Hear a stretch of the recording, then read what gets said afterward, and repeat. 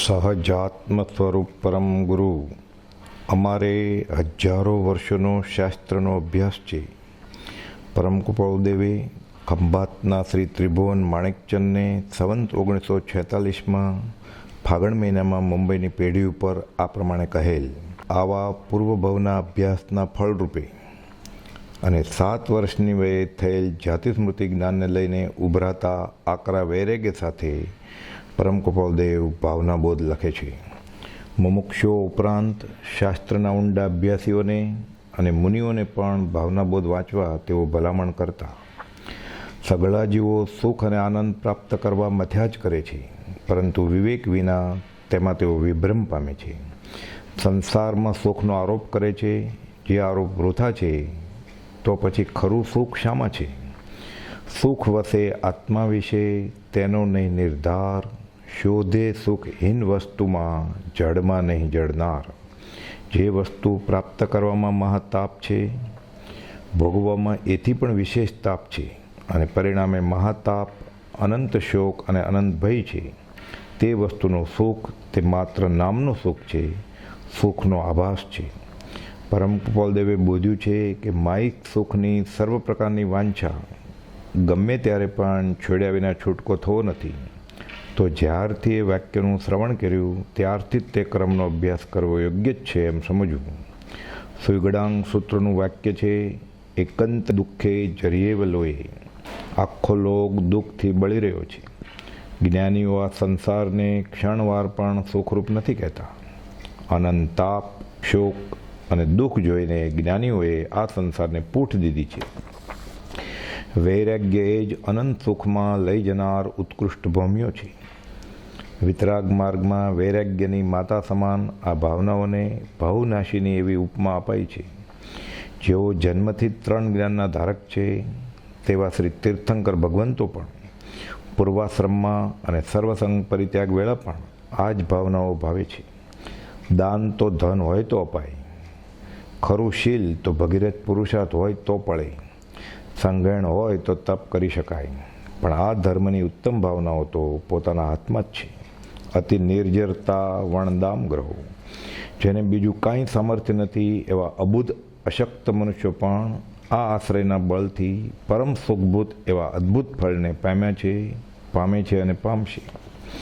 પૂજ્ય બ્રહ્મચારીજી બોધે છે કે શેરડીનો સાંઠો જેમ જેમ ચાવીએ તેમ તેમ રસ આવે અને મીઠો લાગે. તે મુજબ આ ભાવનાઓ ઇન્દ્રિય વિષયો ઓછા કરી વારંવાર ભાવતા રહી ભક્તિ રસાળ બની રહે એમ કરવાનું છે. સુખ કી સહેલી હૈ અકેલી ઉદાસીનતા, અધ્યાત્મ કી જનની તે ઉદાસીનતા.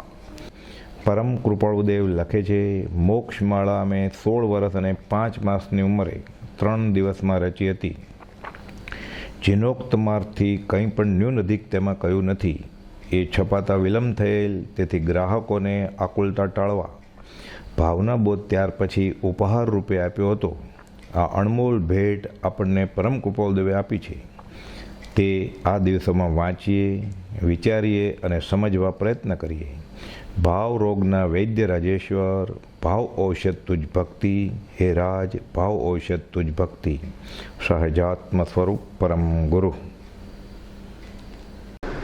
સહજાત્મ સ્વરૂપ પરમ ગુરુ. જે જગમાં લે પાયા નહીં શુરવીર બીજા શ્રી રામ સમા. ધૃતિ અચળ ધરી રાજચંદ્ર પ્રભુ, નિષદિન સેવે સ્વરૂપ રમા. મુજ મન તે શ્રી રાજચંદ્રના ચરણ કમળમાં લીન રહો. વારંવાર કરું વંદન ગુરુ ભક્તિ મુજ માહી બહો. વારંવાર કરું વંદન ગુરુ ભક્તિ મુજ માહી બહો. શ્રીમદ રાજચંદ્ર વચનામૃત મોક્ષમાળામાં આપણે 12 ભાવના વિશે વિચારતા હતા. 21મા પાઠના અનુસંધાનમાં ભાવનાબોધમાંથી આપણે ગયા વખતે સંસાર ભાવના જોઈ. હવે એકત્વ ભાવના, તૃતીય ચિત્ર એકત્વ ભાવના, પાના નંબર 40. શરીરમાં વ્યાધિ પ્રત્યક્ષ થાય તે કોઈ અન્ય લઈ ન શકાય, તે ભોગવે એક સ્વ આત્મ પોતે, એકત્વ એથી નહીં સુજ્ઞ ગોતે. શરીરમાં વ્યાધિ પ્રત્યક્ષ થાય તે કોઈ અન્ય લઈ ન શકાય, એ ભોગવે એક સ્વ આત્મ પોતે, એકત્વેથી નહીં સુજ્ઞ ગોતે. વિશેષાર્થ: શરીરમાં પ્રત્યક્ષ દેખાતા રોગ આદિક જે ઉપદ્રવ થાય છે તે સ્નેહી, કુટુંબી, જાયા કે પુત્ર કોઈથી લઈ શકાતા નથી. એ ભોગવે એક સ્વાત્મ પોતે, પોતાના કરેલા પોતે ભોગવે. હસતા બાંધ્યા હોય, રડતા રડતા પછી છોડવા પડે. એ માત્ર એક પોતાનો આત્મા પોતે જ ભોગવે છે, એમાં કોઈ પણ ભાગીદાર થતું નથી. ગુરુના ભોગવે ગુરુ અને ચેલાના ભોગવે ચેલો. બહુ તો સાંત્વન આપે, દાખલ કર્યો હોય હોસ્પિટલમાં તો ખબર કાઢવા જાય, બીજું શું કરે. બહુ તો નજીકના સગા હોય, વ્યવહારિક મદદ કરે. એ પણ બધું સ્વાર્થના સંબંધ છે, હમણાં આવશે બધું. તેમજ પાપ પુણ્ય આદિ સગળા વિપાકો આપણો આત્મા જ ભોગવે છે. એ એકલો આવે છે ને એકલો જાય છે, એવું સિદ્ધ કરીને વિવેકને ભલી રીતે જાણવાવાળા પુરુષો એકત્વને નિરંતર શોધે છે. આવ્યો એકલો, જવાનો એકલો. ઋણાનું બંધે, વાલો વેરી, લેણું દેણું એ રીતે ભેગા થાય. સગા સ્નેહી સંબંધી બધા જેટલું લેવાનું હોય બીજા આગળથી લે, આપવાનું એટલું આપે, અને રાગ દ્વેષ કરી અને નવો સંસાર ઊભો કરે. મૂળમાં તો એકલો જ આવ્યો છે કર્મ લઈને, અને એકલો જ આવવાનો ધર્મ અને કર્મ લઈને. કુપોવદેવે દ્રષ્ટાંત આપ્યું છે નમી રાજર્ષિનું, કે મહાપુરુષના તે ન્યાયને અચળ કરનાર નમી રાજર્ષિ અને શકેન્દ્રનો વૈરાગ ઉપદેશક સંવાદ અહીં આગળ પ્રદર્શિત કરીએ છીએ. એટલે આ બાજુ નમી રાજર્ષિ ઉત્કૃષ્ટ ત્યાગ, વૈરાગ, પ્રગટ્યો, નિર્વેદ અને સંવેગ, સર્વસંગ પરિત્યાગ કરે છે. ઇન્દ્ર બ્રાહ્મણનું રૂપ વૈક્રિય કરીને સમજાવવા આવે છે. નમી રાજર્ષિ મિથિલા નગરીના રાજેશ્વર હતા. સ્ત્રી પુત્ર આદિકથી વિશેષ દુઃખનો સમૂહ પામ્યા નહોતા. સંસાર આખો દુઃખરૂપ જ છે, પણ ખાસ વિશેષ જે વ્યવહારમાં બધાને હોય એટલું બધું દુઃખ નહોતું. વિશેષ દુઃખનો સમૂહ પામ્યા નહોતા, છતાં એકત્વના સ્વરૂપને પરિપૂર્ણ પીછાનવામાં રાજેશ્વરે કિંચિત વિભ્રમ કર્યો નથી. બરોબર સમજ્યા છે કે હું એકલો જ છું, મારું કોઈ નથી. શકેન્દ્ર પ્રથમ નમી રાજર્ષિ જ્યાં નિવૃત્તિમાં વિરાજ્યા છે ત્યાં વિપ્ર રૂપે આવીને પરીક્ષા નિદાને પોતાનું વ્યાખ્યાન શરૂ કરે છે. શકેન્દ્રે બ્રાહ્મણનું રૂપ લીધું અને નમી રાજર્ષિ જ્યાં નિવૃત્તિમાં હતા મુનિ તરીકે ત્યાં આવે છે અને પ્રશ્નો ઉપર પ્રશ્ન પૂછે છે, ચડાવવા માટે વાત કરે છે. હે રાજા, આ શું કર્યું કે તમે? ગજબ કર્યો. મિથિલા નગરીને વિશે આજે પ્રબલ કોલાહોલ ઉપી રહ્યો છે. બધા ડામાડોળ બધું થઈ ગયું છે, રડે છે, બધા માથા પછાડે છે. હૃદયને અને મનને ઉદ્વેગકારી વિલાપના શબ્દોથી રાજ મંદિર અને સામાન્ય ઘર છવાઈ ગયા છે. ઘેરે ઘેર શોકની લાગણી છે કે બધાએ પોક મૂકી છે, અને તમે અહીંયા નિવૃત્તિ અર્થે પલોઠી લગાવીને બેસી ગયા. માત્ર તારી દીક્ષે જ સગળાનો હેતુ છે કે તમે આ સર્વસંગ પરિત્યાગ કર્યો, બધાને તરછોડી દીધા. આ જ કારણ છે કે પરના આત્માને જે દુઃખ આપણાથી ઉત્પન્ન થાય તે દુઃખ સંસાર પ્રભુનું કારણ ગણી તું ત્યાં જ્યાં ભોળો ન થા. એટલે બ્રાહ્મણનું રૂપ છે પંડિત, એટલે તુકારો કરે છે અને સમજાવે છે કે આ દલીલથી, એટલે વ્યવહારમાં આપણે તરત જ ગળે ઉતરી જાય કે તમારા સર્વસંગ પરિત્યાગથી આ લોકો દુઃખી થતા હોય, એટલે તમારા નિમિત્તે દુઃખી થયા ને, તો તમે એ લોકોને દુઃખી કરવામાં નિમિત્ત છો. તમે વયા જાઓ તો એ લોકો સુખી થશે. એટલે જાઓ, વયા જાઓ, કે ભોળા ન થાવ. એટલે સામાન્ય રીતે આપણી પણ લૌકિક બુદ્ધિ હોય અને આમાં ને આમાં આપણા ખ્યાલ હોય એટલે આપણને બરાબર જ લાગે. પછી સગાવાલાને કેવું દુઃખ થાય. નાના છોકરા જુવાન પત્નીને છોડીને વયો જાય, સર્વસંગ પરિત્યાગ કરીને જીવ, તો શું થાય પાછળવાળાનું? બુઢા મા બાપનું શું થાય પછી? જેને સંતાન ન હોય અને મા બાપ બુઢા થયા હોય તો? લગ્ન પછી કોઈનો પતિ કે પત્ની 6 મહિનામાં ગુજરી જાય તો? હોય અને કાંઈ કમાતા જ ન હોય તો છોકરાનું શું થાય ખાવા પીવાનું? એટલે કહે છે ભોળો ન થાકે તારી દીક્ષા બધાના સઘળાના દુઃખોનો હેતુ છે કે તું પાછો વયો જાય છે એટલે બધાના દુઃખ દૂર થઈ જશે. નબીરાજ કહે છે ગૌરવ ભરેલા વચનેથી એ વિપ્ર તું જે કહે છે તે માત્ર અજ્ઞાનરૂપ છે કે પૂર્ણ પ્રતિથી સાથે દુઃખ ગર્ભિત વૈરાગ્ય નથી, સમજીને લીધો છે. નિમિત્ત ભલે દુઃખ હોય, અશાતા હોય. મિથિલા નગરીમાં સમજાવે છે કે મોટો ઝાડ હતું મિથિલા નગરીમાં, બગીચામાં, એના ઉપર ઘણા બધા પંખી બેસતા હતા. વંટોળિયો આવ્યો, હવા આવી, હલ્યા, બધા પંખી ઉડી ગયા, દુઃખી થઈ ગયા. કેમ? ઝાડ માટે કે વંટોળિયાથી ઝાડની ડાળી તૂટી જશે એટલે કે પોતાનું સૂક ગયું એટલે પોતાનું સૂક ગયું એટલે શાંતિથી ત્યાં બેઠા હતા પક્ષીઓ માળામાં, ઉડવું પડ્યું. એનું દુઃખ છે, ઝાડનું દુઃખ નથી. કંઈ ઝાડની ડાળી તૂટી જાય, ઝાડ પડી જાય તો બીજા ઝાડ ઉપર બેસશે. વાયુના હલાવા થકી તે વૃક્ષમાં રહેનારા પંખીઓ દુઃખાર્ત અને શરણ રહિત થયાથી આક્રંદ કરે છે. વૃક્ષને પોતાને માટે થઈને તે વિલાપ કરતા નથી, પોતાનું રડે છે, બીજાનું નહીં. મારું સુખ વહી ગયું. વ્યવહારમાં પણ કોઈ ગુજરી જાય પછી એમ કે ઘરના મોભી ગુજરી ગયા, એટલે શું? એ બધી વ્યવસ્થા કરતા હતા, બધું ધ્યાન રાખતા હતા, છોકરા છોકરીને પરણાવવાના કામ કરતા હતા, ખરીદીનું કામ એના માટે હતું. એટલે આપણે વિશ્વાસુ એક કામ કરવાવાળા તરીકે હતા અને ધ્યાને રાખતા હતા. એટલે આપણી જવાબદારી એણે થોડી લઈ લીધેલી. એટલે જો એની સેવા કરવાની હોય, ખાલી વ્યવહારમાં સમાજમાં દેખાય જ છે ને, વૃદ્ધ મા બાપની સેવા કરવાની હોય તો પછી એ ગુજરી જ્યારે કેટલું દુઃખ થાય. કહે છે તે વિલાપ કરે છે તે વૃક્ષને પોતાને માટે થઈને જ નહીં, પોતાનું સુખ ગયું એ માટે થઈને તેઓ શોકાર્ત છે.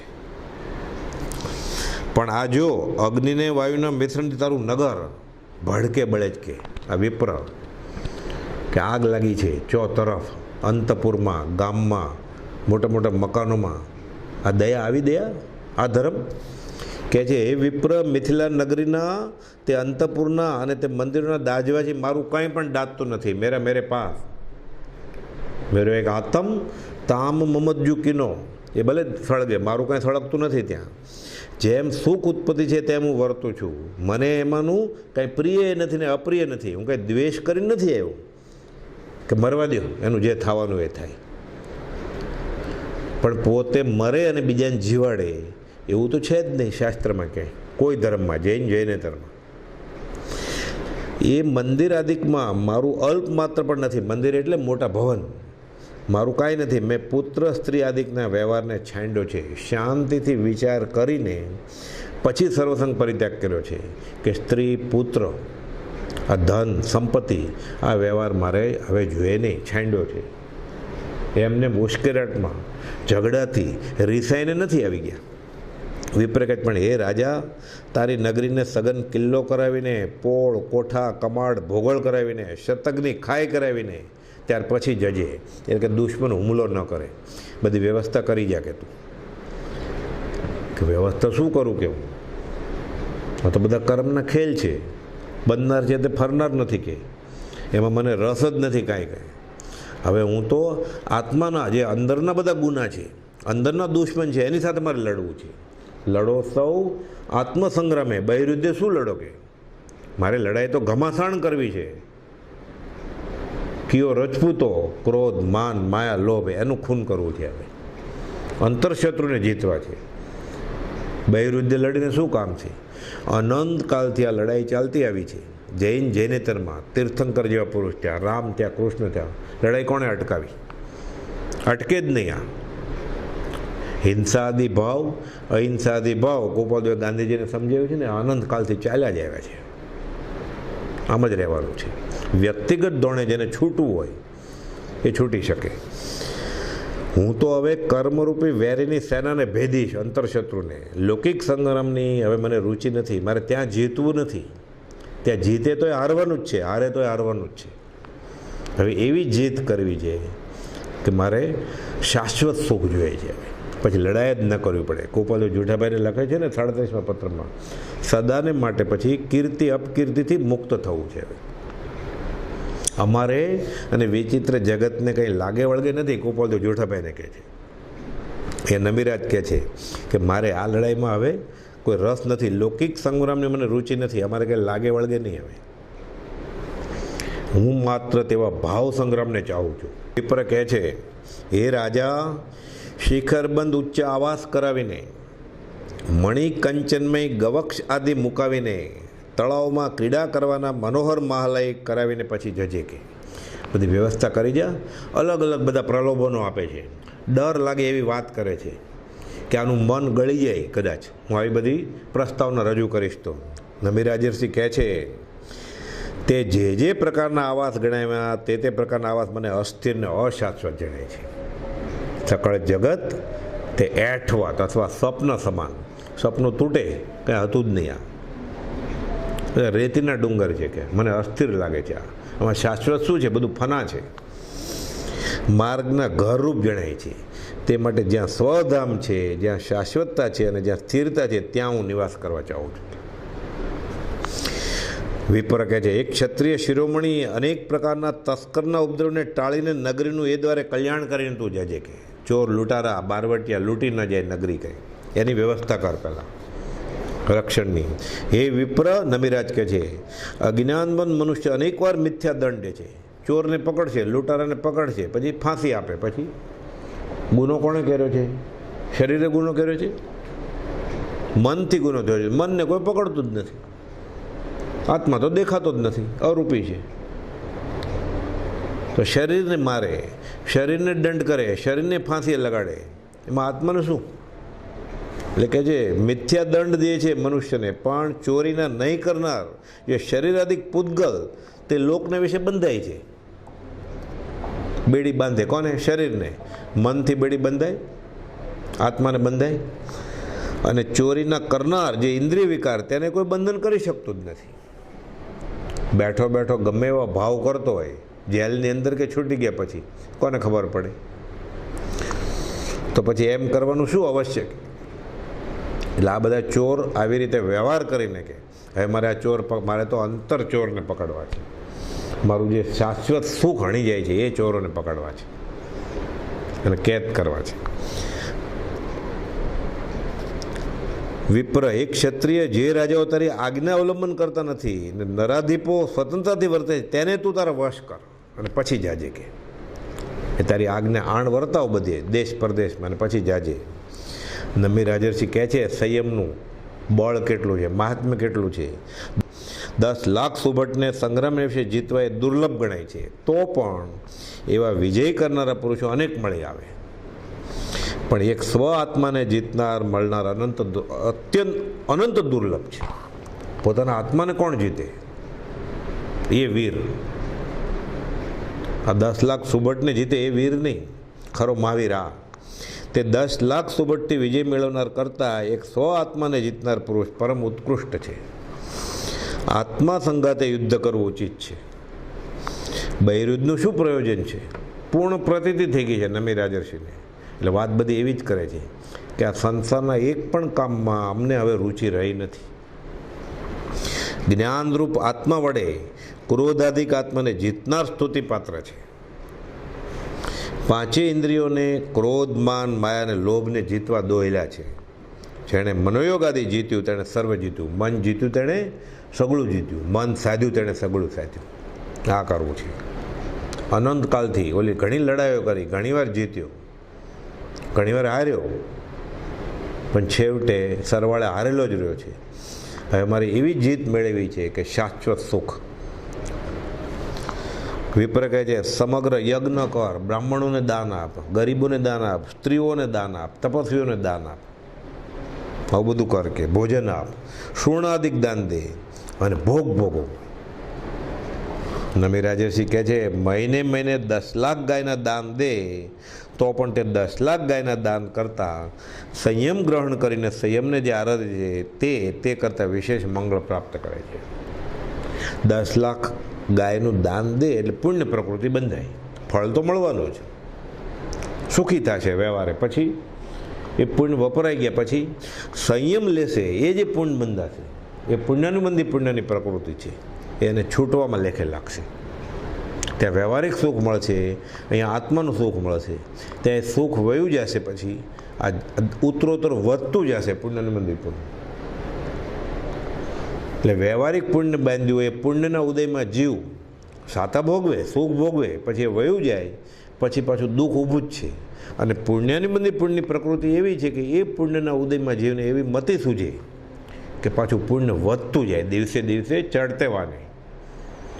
એટલે ધીરે ધીરે ધીરે ધીરે કરતાં કરતાં એને મોક્ષ તરફ કર્મથી છૂટા થવામાં આગળ વધારે, અહીંયા સંસારમાં ધકેલ્યા કરે. આટલો ફરક છે આ પુણ્યમાં. એટલે બાહ્ય વ્રત પણ સમજણ વગર કરીએ તો એનું પુણ્ય તો છે જ, એકાંતે નિષેધ નથી. પ્રાથમિક ભૂમિકામાં બધું જરૂરી છે, પણ ખાલી અટકે ત્યાગ વિરાગમાં તો ભૂલે નિજ ભાન. એટલે ખરેખર તો ધર્મની શરૂઆત સમ્યક દર્શન, સાચી શ્રદ્ધાથી પછી જ થાય છે. અને એ સાચી શ્રદ્ધા સાથેનો સંયમ, વ્રત, તપ એ બહુ મોટું મહત ફળ છે છૂટવાનું.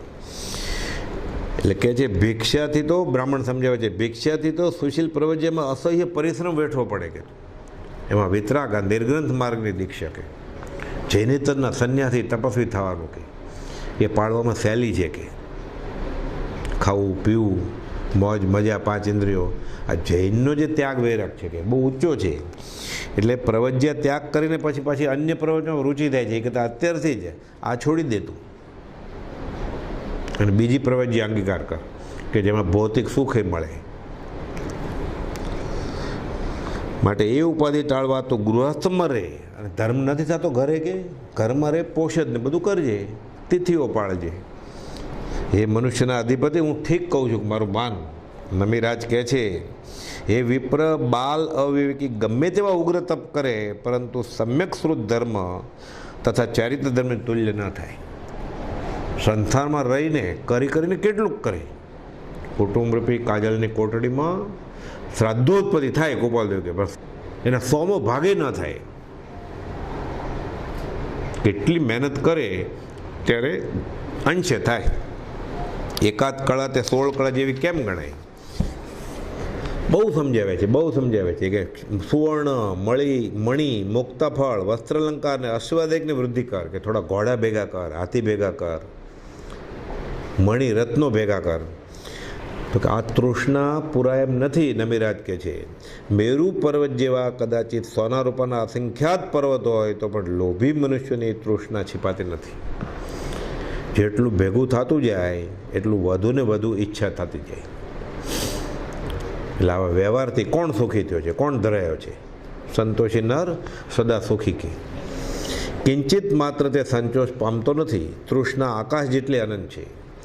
ધન, સુવર્ણ, ચતુષ્પાદ ઇત્યાદિ સકળ લોભ ભરાય એટલું લોભી મનુષ્યની તૃષ્ણા ટાળવા સમર્થ નથી. દિવસે દિવસે વધે.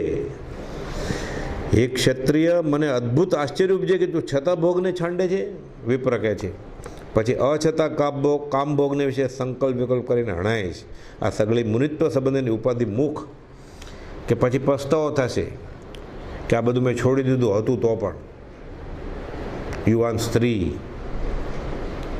સંપત્તિ, રાજ, સત્તા, પછી ઈચ્છા થશે ને આવવું પડશે કે છે.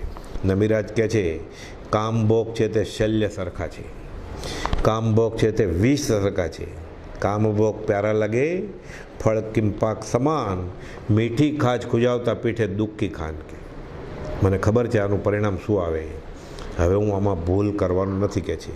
સર્પની તુલ્ય છે કે વિષ ઝેરની સરખા છે, જેની વાંછનાથી જીવ નરક આદિ અધોગતિને વિશે જાય છે ફક્ત ઈચ્છા કરી તોય. તેમજ ક્રોધે કરીને અને માને કરીને માઠી ગતિ થાય છે.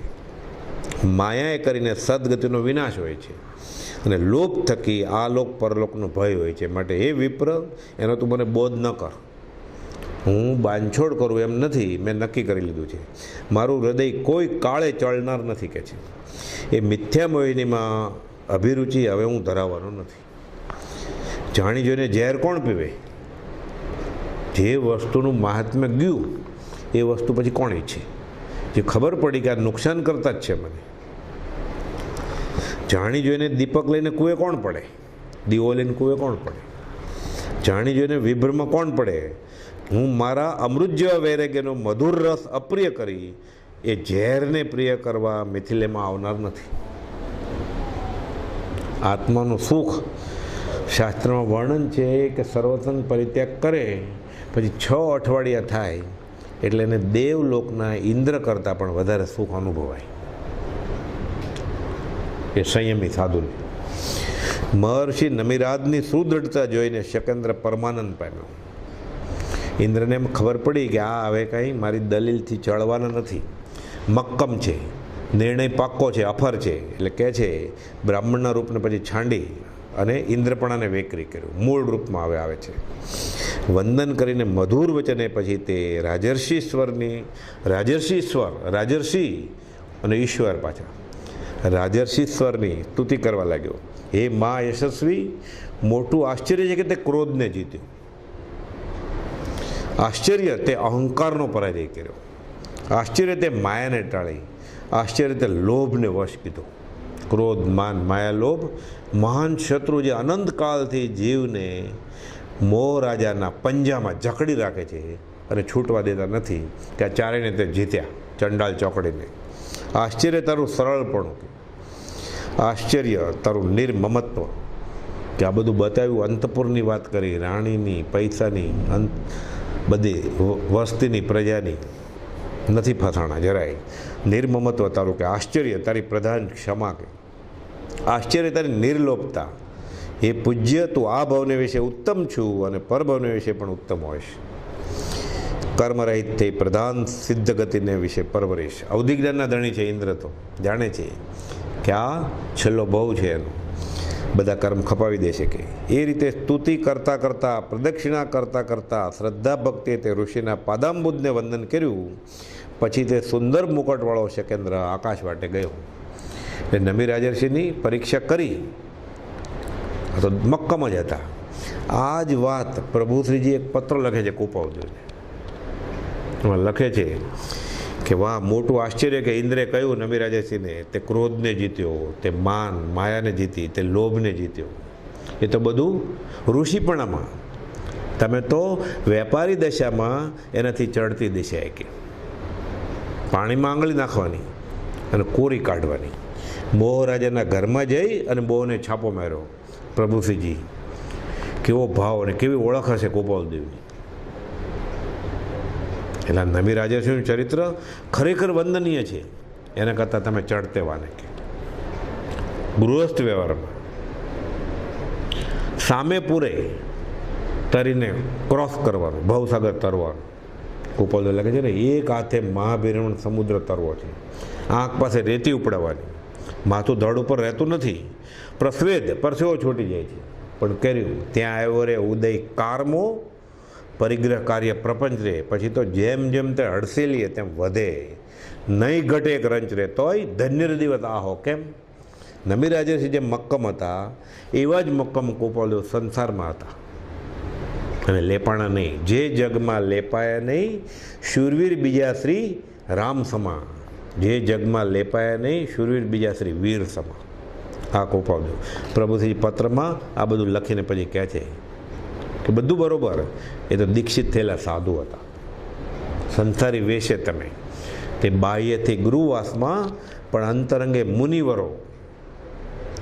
નહીં રાગ ને વળી દ્વેષનો લવલેશ આત્મ પ્રદેશમાં, પરમાત્મા સમજો ધર્મ મૂર્તિ દેહધારી વેશમાં.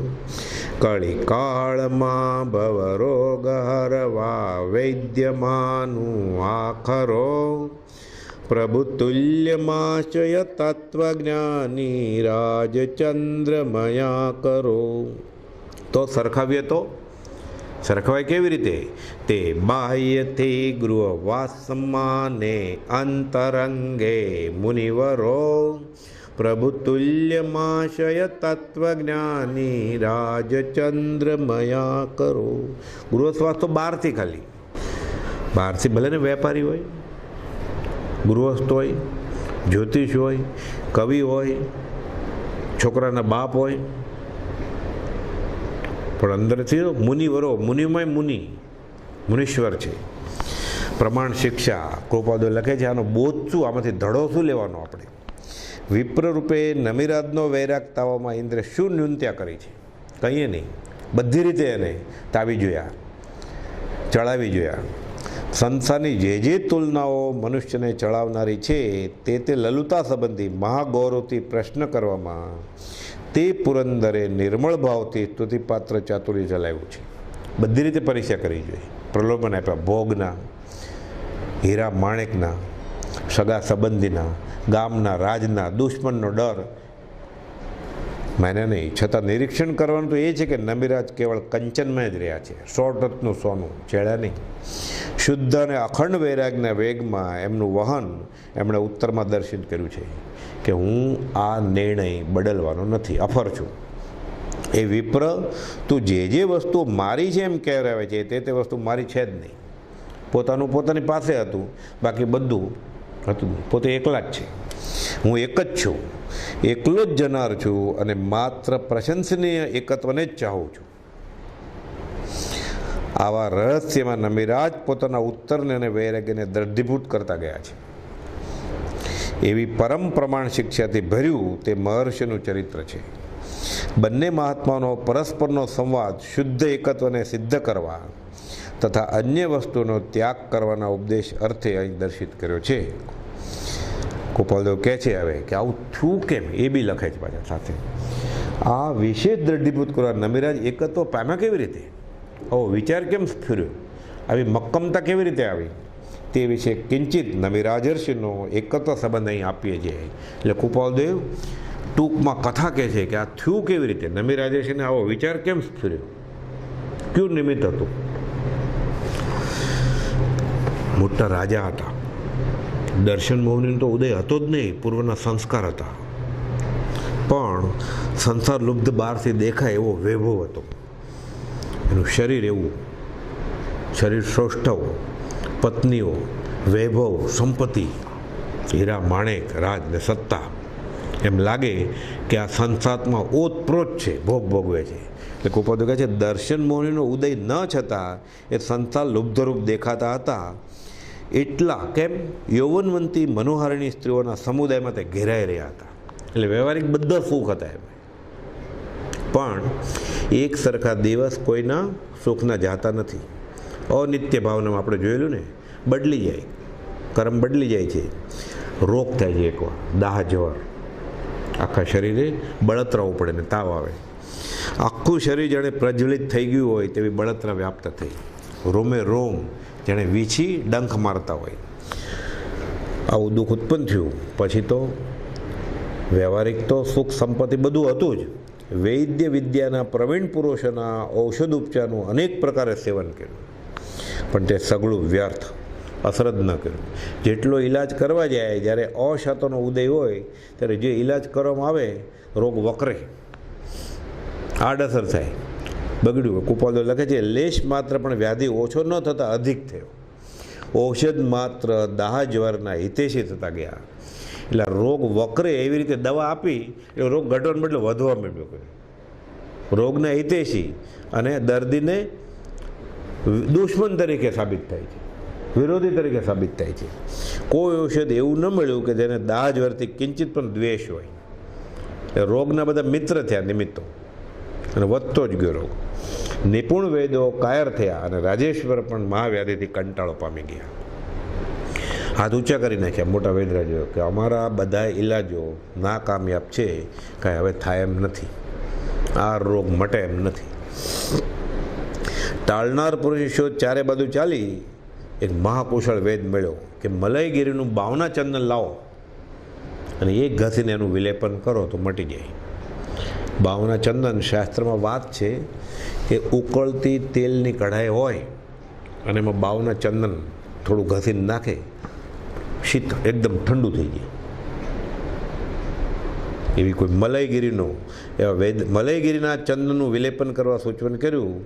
મનોરમા રાણીઓ તે ચંદનને ઘસવામાં રોકાય. આવી ગયું ચંદન, બધી રાણીઓ ઘસીને તરત જ ઉતાવળે લગાડવાની કોશિશ કરે છે. હવે હાથમાં કંકણ પહેર્યા હોય એટલે બધા કંકણ ભટકાય, એટલે ખન ખન ખન ખન આવે જ આવે. એક તો આ બાજુ આ તાવ, રોગ, બળતરા, વીછીડના ડંખ હોય એવી પીડા, એમાં ઘોંઘાટ. એટલે નમિરાજસિંહ કહે છે ઊંચા અવાજે કે આ બંધ કરો, મારાથી આ સહન નથી થતું, મારાથી આ પીડા સહન નથી થતી. એમાં પાછું ડાજ્યા ઉપર ડામ કે છે. પણ હવે કરવું શું? શુકન માટે આર્ય સંસ્કૃતિમાં રિવાજ છે કે પતિ હયાત હોય ત્યારે હાથમાં કંકણ રાખી મૂકે. એટલે રાણીઓએ શું કર્યું, બધા કંકણ કાઢ્યા અને શુકન ખાલી એક એક રાખ્યું, ઘસવાનું ચાલુ જ રાખ્યું. એ તદ્દન શાંતિ થઈ ગઈ. એટલે નમીરાજે છે ને વિચાર આવ્યો કે ચંદન ઘસતી મારા માટે મેં એકવાર ખાલી કહ્યું બંધ કરો, બંધ કરી દીધું, એટલે કે અવાજ કેમ નથી આવતો? તમે ચંદન ઘસવાનું બંધ કરી દીધું? રાણી કહે છે ના, બંધ કાંઈ નથી કર્યું, અમે શુકન દાખલ એક એક રાખ્યું છે, પણ હવે ભટકાતા નથી એટલે અવાજ કેવી રીતે આવે? નિમિત્ત પકડ્યું નમીરાજ ઋષિએ. વિચાર આવે છે કે ઘણા બધા હતા એકબીજા સાથે ભટકાતા હતા, કંકણ અવાજ કરતા હતા. એકલું છે એટલે અવાજ નથી કરતું છે તોય. એટલે સુખ કેમાં છે, શાંતિ કેમાં છે? એકલામાં, એકત્વ ભાવના. વિચાર સ્ફુરે છે, પડદો ખસી ગયો તો નક્કી એકત્વમાં જ મજા છે, એકત્વમાં જ શાંતિ છે. એટલે કહે છે રોમે રોમ નમીરાજને એકત્વ સિદ્ધ થયું, વાપી ગયું અને મમત્વ ટળી ગયું. ખરે જાજા મળે જાજી ઉપાધિ જણાય છે. બહુ બેટા બહુ બેટિયા દો નારી ભરથાર, ઇનકો કોઈને મારીએ મારી રહ્યો કિરતાર. હવે જો આ એક કંકણથી લેશ માત્ર પણ ખળભળાટ થતો નથી, કંકણના સમૂહ વડે કરીને માથું ફેરવી નાખે એવો ખળભળાટ થતો હતો. અહો ચેતન પોતે પોતાને બોધ આપે છે. હવે તું માન કે એકત્વમાં જ તારી સિદ્ધિ છે. વધારે મળવાથી વધારે ઉપાધિ છે. સંસારમાં અનંત આત્માના સંબંધમાં તારે ઉપાધિ ભોગવવાનું શું અવશ્ય છે? રાજ દરબારમાં કેટલી પ્રજા, મંત્રી, સૈનિકો, પરદેશી રાજા, આટલી પત્નીઓ, કેટલાને મળવું જોઈએ? કેટલા આત્મા સાથે સંબંધ કરવો હતા? ઋણાનુબંધ હશે, પુણ્યનો ઉદય હશે ત્યારે બધા અનુકૂળ રહેશે, પાપનો ઉદય હશે ત્યારે બધા દુશ્મન થઈને ઊભા રહેશે. ગોપાલે લખ્યું છે ને, નજીકના મિત્ર પણ દુશ્મન થઈને ઊભા રહે. પછી તારે અનંત આત્માના સંબંધમાં આ ઉપાધિ ભોગવાનું શું અવશ્ય છે? તેનો ત્યાગ કર અને એકત્વમાં પ્રવેશ કર. જો આ એક કંકણ હવે ખળભળાટ વિના કેવી ઉત્તમ શાંતિમાં રમે છે, એમાં તું પણ એકત્વ સાધ્ય કરીશ તો સહજ શાંતિ ભોગવીશ. અનેક હતા ત્યારે કેવી અશાંતિ ભોગવતો હતો, તેવી જ રીતે તું પણ કંકણ રૂપ જ છો. તે કંકણની પેઠે તું જ્યાં સુધી સ્નેહી કુટુંબરૂપી કંકણ સમુદાયમાં પડ્યો રહીશ ત્યાં સુધી ભવરૂપી ખળભળાટ સેવન કરવા પડશે. ભવભ્રમણ છૂટશે નહીં, એક ગતિમાંથી બીજી ગતિ. અને જો આ કંકણની વર્તમાન સ્થિતિની પેઠે એકત્વને આરાધીશ તો સિદ્ધ ગતિરૂપી મહાપવિત્ર શાંતિ પામીશ. પછી એકલો જ સાદી અનંત અનંત સમાધિ સુખમાં, પણ પછી દુઃખ નહીં, અશાંતિ નહીં. એમ વૈરાગના પ્રવેશમાં ને પ્રવેશમાં નમીરાજ પૂર્વ જાતિની સ્મૃતિ પામ્યા. જાતિ સ્મરણ જ્ઞાન થયું શોભનિક પરિણામથી. પડદો ખસી ગયો, બધા ભાવ દેખાય છે કે આમ જ છે, પોતે શાશ્વત છે, અજર અમર છે. પ્રવજ્યા ધારણ કરવા નિશ્ચય કરી તેઓ શયન કરી ગયા કે કાલે સવારે વહેલા ઉઠી અને સર્વસંગ પરિત્યાગ કરી નાખો. પ્રભાતે માંગલ્યરૂપ વાજિંત્રનો ધ્વનિ પ્રકર્ષ્યો, દાહજવરથી મુક્ત થયા. અને નિશ્ચય કર્યો એવો અશતવેદની કર્મનો ઉદય પૂરો થયો, દાજવરે મુક્ત થઈ ગયા. એકત્વને પરિપૂર્ણ સેવનાર તે શ્રીમાન નમીરાજ ઋષિને અભિવંદનો. એટલે નિમિત્ત આવું હતું, પણ આવા નિમિત્તો પણ સંસ્કારી પુરુષોને ઉત્તમ ગતિનું કારણ બને છે.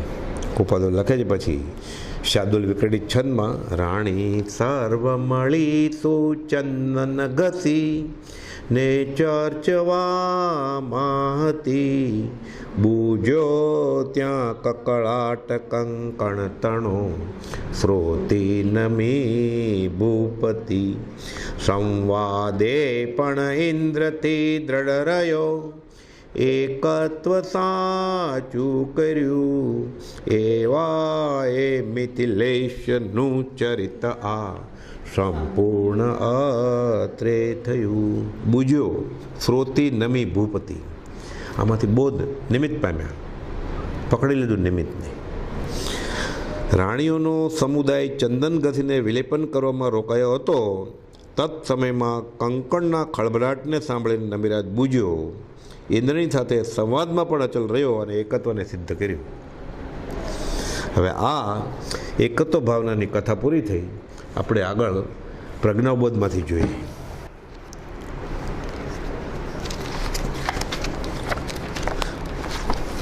ઋષભનાથ ભગવાનના ચારિત્રમાં ચોથા ભાગમાં બ્રહ્મચારીજીએ એકત્વ ભાવનાની વાત કરી છે. સ્વજન મિત્ર સંયોગનાજી થાય વિયોગો જરૂર. જે ભેગા થયા છે ઋણાનુબંધે એ છૂટવાના જ. કાં પોતે જાય કાં એના સંબંધી વયા જાય, પણ વિયોગ થાય. જે જાયું તે જાય. જીવે જગમાં એકલો જી ભમે સ્વકર્મે દૂર.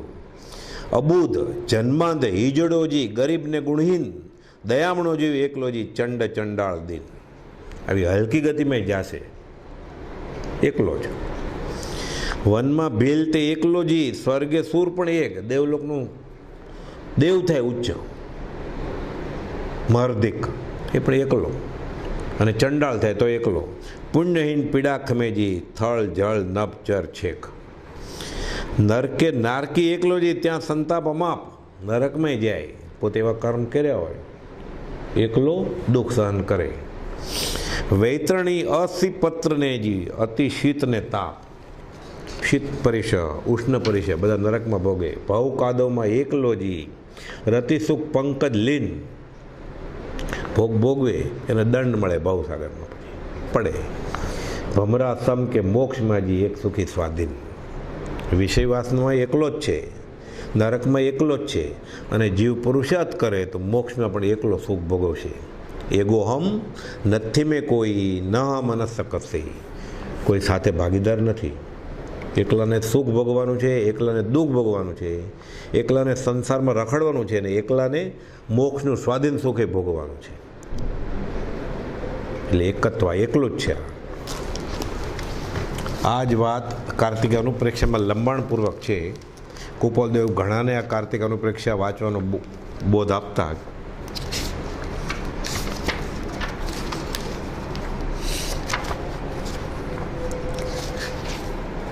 એકત્વ અનુપ્રેક્ષા પાના નંબર 43 ઉપર છે.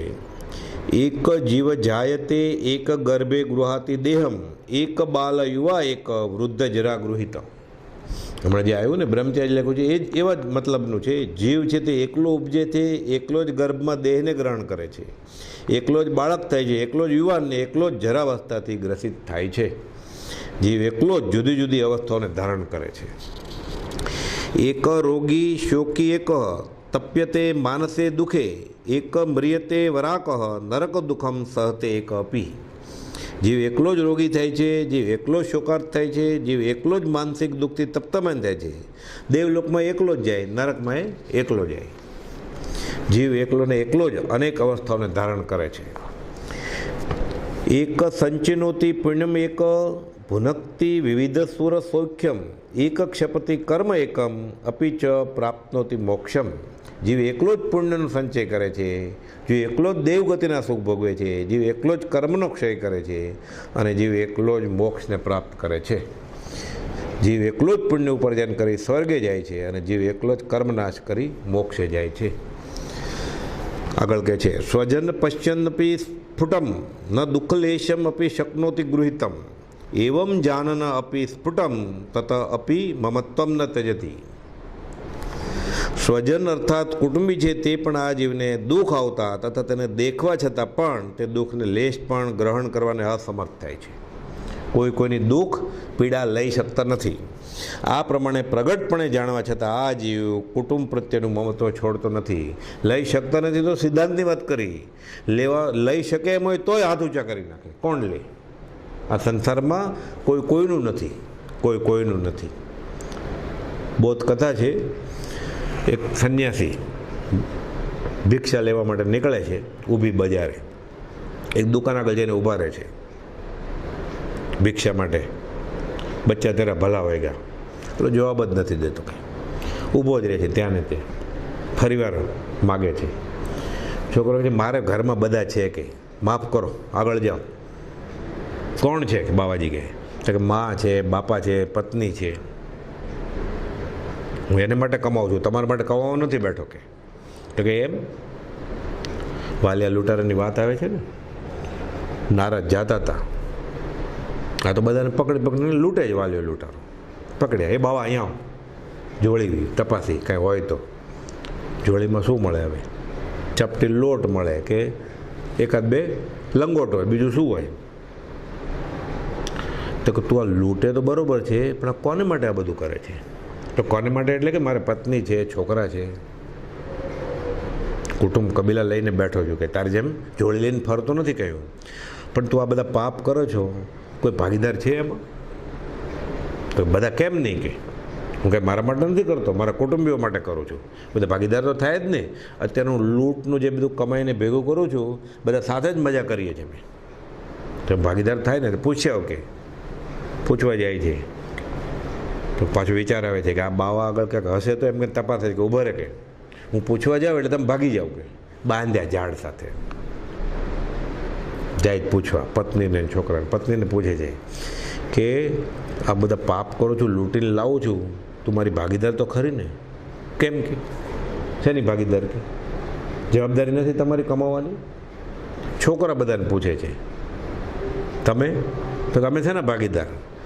બૈરા છોકરા ભેગા થઈને કહે છે કે પરણ્યા પાળવા અને છોકરાને મોટા કરવા. એમાં ઉપકાર છે કંઈ? એનો કંઈ ઉપકાર કર્યો? પરણ્યા પાળવા, છોકરાને મોટા કરવા, જવાબદારી છે તમારી. અને તો આગળ લાગ્યું કે આ શું છે, આ બાબાજી સાચું કહે છે. કે એ તો પરસેવે રેપજેપ થઈ ગયા, આવ્યા પૂછું કેવા વાત તમારી બરોબર છે, કે છોડ્યા અને પગે લાગે. તો કેમ? તો કે તમે કીધું એમ જ છે, કોઈ કોઈનું નથી. કે આ તો છોડ્યા વાલ્ય લૂંટારો એની સાથે વયા ગયા નારદ સાથે, ને વાલ્મીકી ઋષિ થઈ ગયા. ખબર પડી કોઈ કોઈનું નથી. આ બાબાજી પૂછે છે આ દુકાનદારને કે તું કહે છો, પણ ખરેખર ખરો ટાઈમ આવશે ને ત્યારે તારા કોઈ નથી, એ માએ નહીં, એ બાપાએ નહીં, એ પત્નીએ નહીં. તો કે એમ હોય કંઈ? એટલે કે પ્રયોગ કરવો છે, નક્કી કર્યું ફલાણા દિવસે બપોરે આટલા વાગે હું આવીશ, અને તારે પરસાળમાં માંદો થઈને પડી જવાનું, પછી બધું સાંભળજે, કે બાકીનો બોધ તને હું આપીશ. એ રીતે નિયત કરેલા દિવસે બાબાજી પધારે છે અલખ નિરંજન કરીને. અને આ બાજુ તો પરસાળમાં ઓલો છોકરો આડો સૂઈ જાય છે, ફીટ આવી હોય એમને, મોઢામાંથી ફીણ નીકળે છે, ડોળા ચડી ગયા છે. બધા બે બાકડા દોડા દોડી, પાણી છાંટે ઠંડુ, કોઈ ચપ્પલ થૂંગાડે છે, કોઈ હલાવે છે એને, કોઈ ચિરોટિયા ભરે છે. કંઈ થતું નથી. બોલાવો ડૉક્ટરને, બોલાવો વૈદ્યરાજને, બોલાવો. માંદો ક્યાં સાચો હતો? ડૉક્ટર તો આવ્યા, તપાસે છે કે નાડી તો બરાબર ચાલે છે. શું આપે દવા? કે મળ્યું નહીં. ભૂવાને બોલાવ્યો, ભૂવો ધૂણ્યો, પણ આમાં મળે, રોગ હોય તો મળે ને. કરવું શું? માથા પછાડે છે. પત્ની, મા બાપ બધા ગાંડા જેવા બધા થઈ ગયા કે કરવું શું હવે? મહારાજ પધારે છે. મહારાજ કહે છે શું થયું? કે શું થયું? શું કે અમારું આ એકનું એક સંતાન, અમારો આંખનો રતન જાય છે, કે ઈલાજ કરો ક્યાંક હોય તો તમારી આગળ. કે ઈલાજ છે મારી આગળ. કે લાવો પાણી. પાણી લાવે છે, મંત્રે છે પાણી. પછી કહે છે મહારાજ આ પાણી મેં મંત્રી લીધું છે, એનો રોગ બધો હરાઈ જશે, પણ કોઈ આ પીવું પડે. જે કોઈ પીશે એ મરી જાય, અને આ છોકરો ઊભો થશે. આડોશી પાડોશી કોઈ પીવે? દૂરના મિત્રો ડોશીને આપવા જાય છે, માને. માં હાથ ઊંચો કરતી જ નથી. માં કે હું જો જીવતી હશ ને તો આ છોકરાને વહુને કામ કરાવડાવીશ, શાકબાગ સુધારું, રસોઈમાં મદદ કરું, બાળોતી જોઉં છોકરાઓના. ઓલા ડોહાને આપો કે, એટલે વૃદ્ધ મા બાપને. ત્યાં પાણી આ. બાબાજી કે લ્યો જલ્દી, મોડું થાય છે. બાપા કહે છે મને 99 થયા, 1 વર્ષ માટે હવે મારે કાંઈ અપશુકન અવગત્ય જવું નથી. હું લેવાનું નથી આ પાણી. એટલે મા અને બાપ બે ફરી ગયા, બુઢા બંને. મરવા વાંકે જીવે છે, છતાં લીધું નહીં. હવે વધી એક પત્ની યુવાન, એને આપે છે. બધાને એમ કે એ લઈ લેશે હમણાં, જન્મ જન્મ કા સાથ નિભાય એવો હોય ને પ્રેમ. એ તો રડતી હતી, આંસુ બાસુ બધું સુકાઈ ગયું. એ કહે છે કે હું લઉં અને પી જાઉં એટલે તરત બીજીને પરણે. પછી મારા ઘરેણાં, મારા કપડાં ભોગવે એ બંને. કાંઈ નહીં, એના વિના બીજા ઘણા મળી જશે કે મને એ લેતી નથી. કોને આપવું કે? વૃદ્ધ માએ ના પડી, પિતાએ ના પડી, પત્નીએ ના પડી, આડોશી પડોશી તો કોઈ લે જ નહીં. મહારાજ કહે છે તો આ અવસર જાય છે, હવે થોડોક સમય બચ્યો છે, જીવ નીકળી જશે હમણાં. હું પી જાઉં? મહારાજ પૂછે છે. કહેવાય કેમ સીધું? કેમ કહેવાય? કેમ કહેવાય? ડોસી સામું જોવે, ડોસો સામું જોવે. ઓલી પત્નીને તો રસ જ નથી આમાં કાંઈ બચાવવામાં. એને ખબર પડી ગઈ કે આપણે ભોગ આપવો પડશે. મહારાજ પાણી પીવે છે ધીરે ધીરે. છોકરો સંકેત કર્યો તે પ્રમાણે ઊભો થઈ જાય છે. અલખ નિરંજન કરીને સંન્યાસીની સાથે નીકળી જાય છે. કોઈનું નથી, કોઈ એકલો જ આવ્યો છે, એકલો જ જવાનો છે. ખરેખરીના ખેલ આવે ત્યારે જીવ વાંદરી અને બચ્ચાને કરે છે એવું થાય. અકબર બિરબલની વાત આવે છે ને કે મા દીકરાના વાત્સલ્ય જેવું વાત્સલ્ય જ નથી કંઈ. બિરબલ કે એવું કાંઈ નથી, આ બધું આખો મતલબની દુનિયા છે. જનાબના તમે આવું બધું વિચારો છો, બાકી કોઈનું છે જ નહીં, સ્વાર્થના સગા છે બધા. તો કે એમ ન હોય બિરબલ કાંઈ નહીં, અવસરે તમને બતાવીશ. ઘણા દિવસો વયા ગયા, રાજા ભૂલી ગયા બધી. ખાડો ખોદાયો અને ઉતારી વાંદરીને અને બચ્ચાને, અને પછી પાણી નાખવાનું શરૂ કર્યું. પાણી નાખવા માંડ્યા એટલે વાંદરી તો છોકરાને ઉપાડ્યું, ઓર પાણી વધતું ગયું ગોઠણ સુધી, ઓર ઉપાડ્યું, તેડી લીધું. પાણી ગળા સુધી આવ્યું, વાંદરીએ માથા ઉપર મૂકી દીધું બચ્ચું, લટકીને ઊંચી ઊભી રહી. ઓર ભર્યું, હવે ક્યાં ઊભી રહી? કેવી રીતે બચે? બહાર નીકળાય એમ નથી. હવે ઘણું પાણી ભરાઈ ગયું છે. બચ્ચાને મૂક્યું નીચે, બચ્ચા ઉપર ઊભી રહી ગઈ. આ જો આ પ્રેમ કે આખી દુનિયા મતલબની છે. પ્રીતમદાસ કહે છે, માત તાત સુત ભાઈ ભગીની એ સૌ ઠગની ટોળી રે, વાલ કરીને તારું સર્વે લેશે, અંતે રહેશે આંખો ચોળીને. વાલ કરીને વિખડું પાય એવો આ સંસાર છે. બ્રહ્મચારીજી લખ્યું છે, જન્મ મરણ સુખ દુઃખ સર્વે સહે એકલો જીવ, પ્રિય પુત્ર સ્ત્રી સગા પરિજન કરે અનર્થ અતીવ રે, અતિ આનંદકારી જનહિતકારી ભવ હરી નામ તમારું ન. કોઈનું નથી. એકત્વ ભાવના કહે છે અહીંયા, જીવ એકલો જ પુણ્ય ઉપાર્જન કરીને સ્વર્ગે જાય, એકલો જ કર્મનાશ કરીને મોક્ષે જાય. કુટુંબીઓ સ્વજન આ જીવને દુઃખ આવતા તથા દેખવા છતાં પણ લેશ પણ ગ્રહણ કરવાને અસમર્થ છે. કદાચ લઈ શકાય એમ હોય તોય લે નહીં. આપણે વાત જોઈને આ પ્રમાણે પ્રગટપણે જાણવા છતાં આ જીવ કુટુંબ પ્રત્યેનું મમત્વ છોડતો નથી. કે છે આ જીવને જીવસ્ય નિશ્ચયત ધર્મ દશલક્ષણ ભવેત સ્વજન સ નયતિ દેવલોકે સ એવમ દુઃખક્ષયમ કરોતી. આ જીવને પોતાનો ખરો હિતસ્વી નિશ્ચયથી એક આ વિતરાગનો ધર્મ જ છે.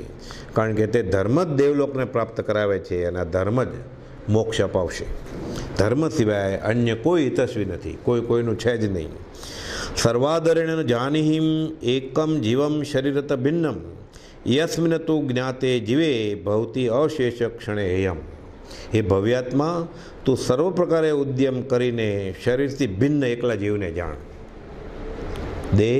દેહાધ્યાસને લીધે એને એમ લાગે છે કે હું આ શરીર છું. એ જમીનમાંથી માટી કાઢીએ ને, ખાણમાંથી સોનું કાઢવામાં આવે ત્યારે એ માટી જ હોય, પણ અંદર સોનું રહેલું છે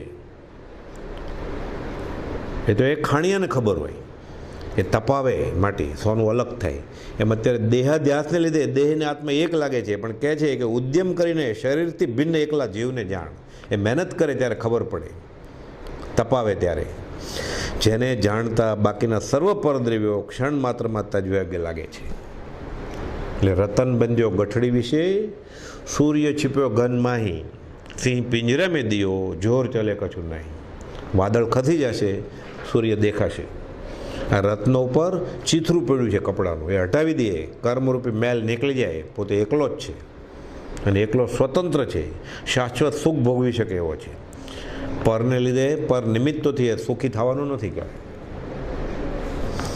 જ્યારે પોતાના સ્વરૂપને જાણે ત્યારે સર્વ પરદ્રવ્યો હેરૂપ જ ભાસે છે. અને જ્યારે ખબર પડી જશે કે હું એકલો છું, નમીરાજને ખબર પડી ગઈ, એકત્વમાં જ સુખ છે, શાંતિ છે, બધું છોડ્યું, શરીરે છોડે.